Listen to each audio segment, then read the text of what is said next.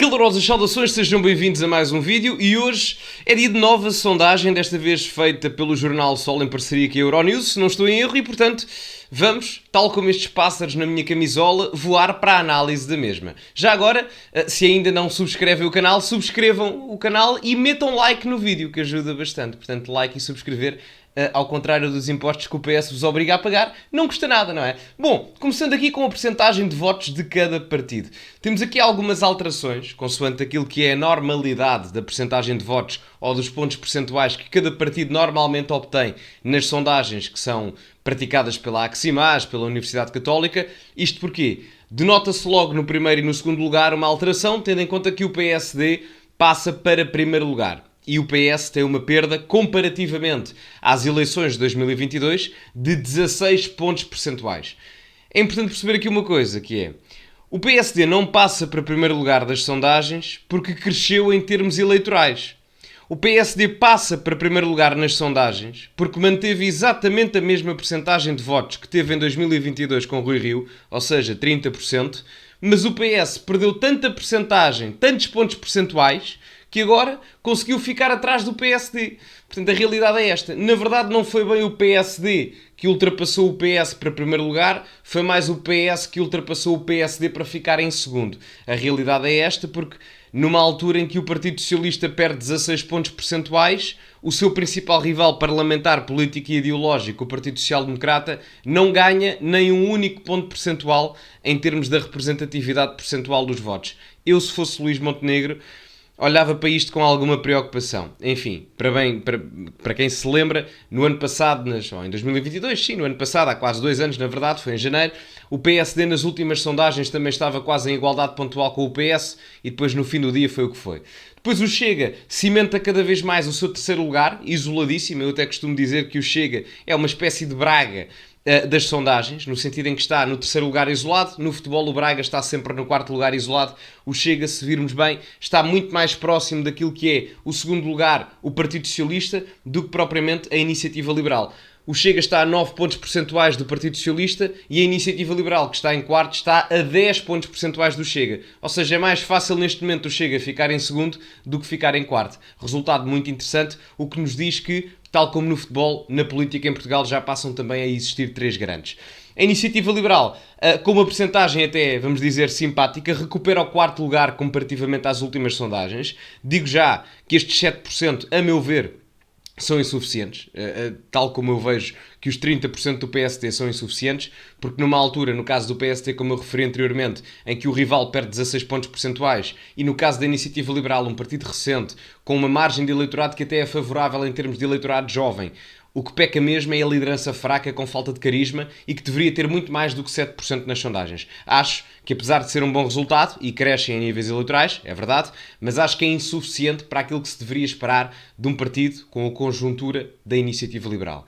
Passando aqui para a Liga dos Últimos, e eu aqui já incluo o Bloco de Esquerda na Liga dos Últimos, porque o Bloco de Esquerda tem talvez o pior resultado nas sondagens desde a liderança de Mariana Mortágua. Atenção que o Jornal Sol é tendencialmente um bocado mais à direita, ok? Comparativamente a sondagens feitas, por exemplo, pelo Público, ou pelo Isqueté, se quiserem assim, mas, no entanto, não deixa de ser um resultado real em termos da sondagem em questão.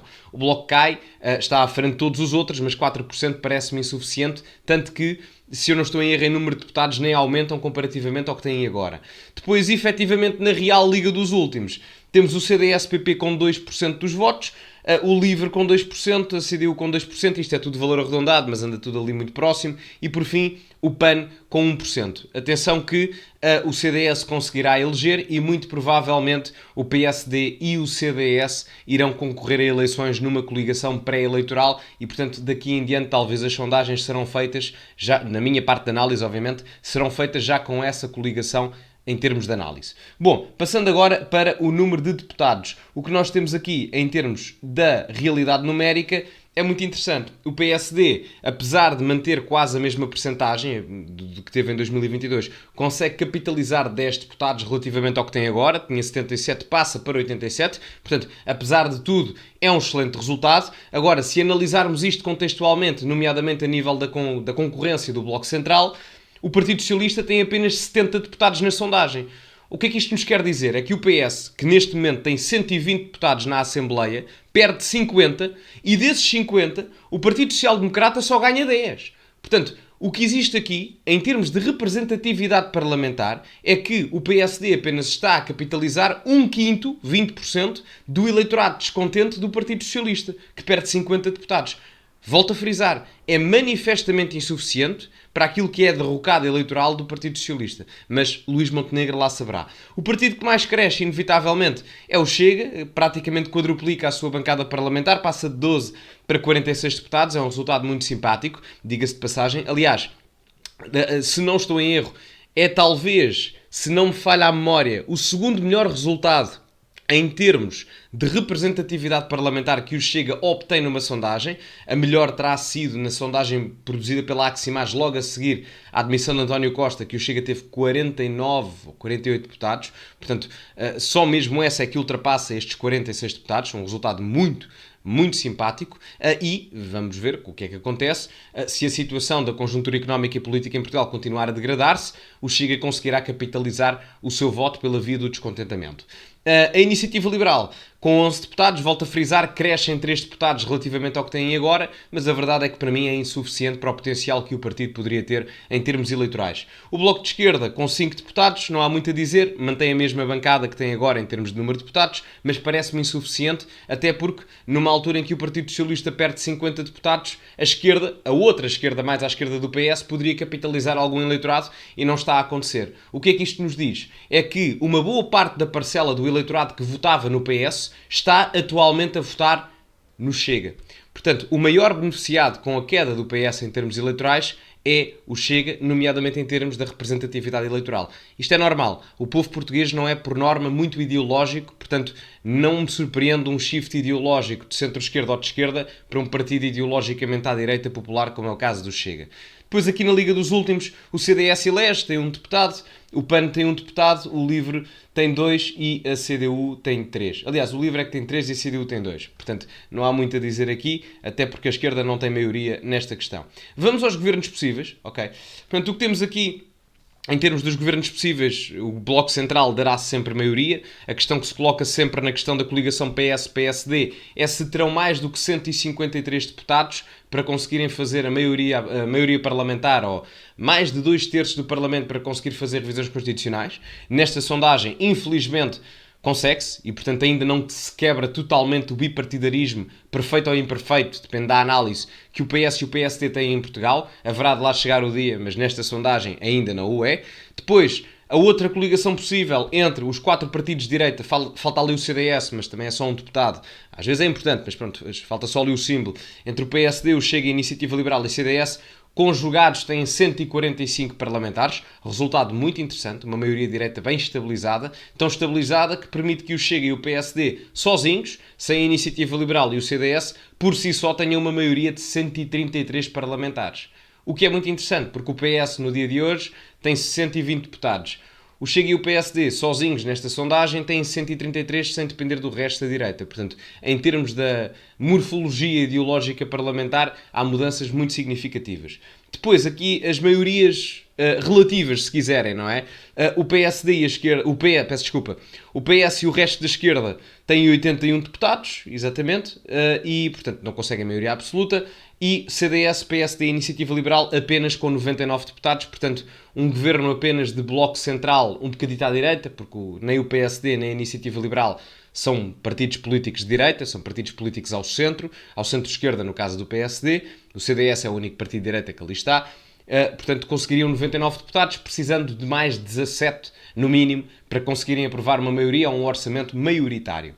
Depois disto, temos o gráfico do número de deputados que são eleitos por cada distrito, e há aqui resultados particularmente interessantes, não vos vou mentir, até porque o PS recupera, aliás, o PSD recupera algumas dos seus bastiões em termos distritais que havia perdido na última sondagem que analisámos aqui, onde o PS ganhava com 33% dos votos. Ora, o PSD o PS2, não é? Tem uma maior presença eleitoral no norte, normal, nas zonas do Cavaquistão, etc. Começa a mudar quando se vem para sul, ali na zona de Coimbra, etc, etc. Lisboa é do PS, portanto, e indo para o sul do país, o PS ganha em todos os distritos, à exceção de Faro. Portanto, Muito interessante ver aqui o que é habitual. Agora, o que é que não é habitual aqui? É que o Chega torna-se um partido de voto útil, porque praticamente elege em todos os distritos, literalmente todos, à exceção de Bragança. E mesmo assim, em algumas sondagens, o Chega já conseguiu eleger em Bragança. Portanto, no caso em concreto, quem quiser votar pela questão do voto útil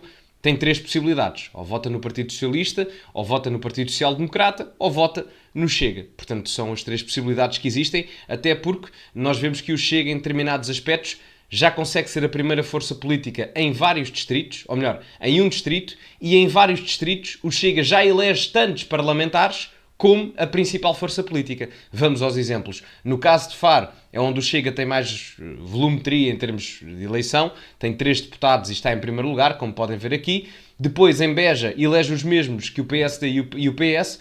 Em Porto Alegre, o Chega elege os mesmos que o PS. Em Setúbal, o Chega elege quase os mesmos que o PS elege 6, o Chega elege 5. E em Évora, o Chega elege os mesmos que o PSD e o PS. Quer isto dizer, basicamente, que o Chega a sul do Tejo, e se incluirmos Santarém, ou seja, se incluirmos apenas Santarém, Porto Alegre, Évora, Setúbal, Beja e Faro, o sul do país mais o Ribatejo, significará que o Chega neste momento é indiscutivelmente a segunda força política, apenas com menos um deputado do que o Partido Socialista. Ou seja, do Ribatejo para baixo, o Chega é a segunda força política, quase em igualdade com o Partido Socialista. Resultado particularmente interessante. Outra coisa que também tem vindo a ser habitual é a similitude de eleição entre os deputados do Bloco de Esquerda e da Iniciativa Liberal em termos de distrito. Se virmos aqui, normalmente elegem nos mesmos círculos eleitorais, curiosidade, em termos de eleição parlamentar.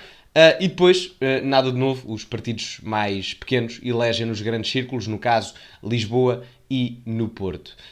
O CDS tem o problema que tem muitos votos espalhados pelo interior do país, mas como os ciclos eleitorais no interior elegem de uma forma mais difícil do que no litoral, então tem esse problema. Agora aqui de forma mais especificizada, temos os deputados que o Chega elege por distrito, para os curiosos, tendo em conta a mudança parlamentar que se está a verificar. Em Lisboa o Chega elege 10, ou seja, é a sondagem onde o Chega mais deputados conseguiu eleger em Lisboa. A anterior tinha sido 9. É um recorde em termos distritais para Lisboa. Setúbal elege 5. O Porto também elege 5. Eu coloco Setúbal à frente do Porto porque a percentagem de votos em Setúbal é exponencialmente superior e uma grande vantagem já em Setúbal do Chega comparativamente ao PSD. Faro, Santarém e Braga elegem 3. Destaque para Braga, que durante muito tempo não conseguia 3 deputados e agora consegue. E depois, para terminar, Viseu, Leiria, Coimbra, estes 3, elegem 2 deputados e depois todos os outros distritos elegem um deputado, à exceção de Bragança. E quando eu digo distritos, refiro-me também às regiões autónomas dos Açores e da Madeira. Bom, meus caros amigos, foi isto a análise da sondagem de hoje. Deixem a vossa opinião nos comentários, estou curioso para a ouvir. E pronto, vamos esperar os próximos episódios, as próximas sondagens. E acho que é tudo por hoje. Metam um like no vídeo, ok? Subscrevam o canal caso ainda não o tenham feito. Partilhem o vídeo com os vossos entes queridos e não queridos, faz parte da vida, a comunicação. E portanto, diria que ficávamos por aqui hoje. Muito obrigado a todos. Like, subscrevam e partilhem. E acima de tudo, cultivem-se. E até à próxima.